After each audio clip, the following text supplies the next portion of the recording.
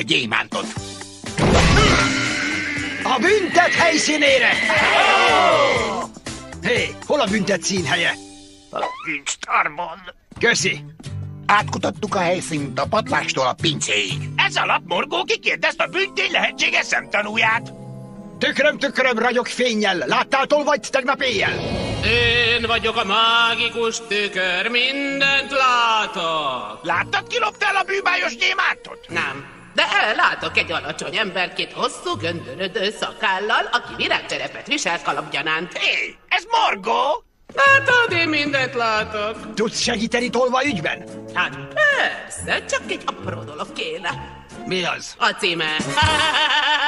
Nekem nem tűnsz nagyon varázslatosnak. Nos, nekem te se tűnsz varázsmágusnak. Nem is vagyok varázsmágus. De hát tudtam én vagyok a mágikus tükör.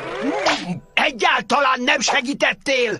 Jól vaskacok, mihez kell a segítségem? Tolvajt fogni! Mit tudsz, hogyan lehet elkapni? Higgadj le, hervad a virágod.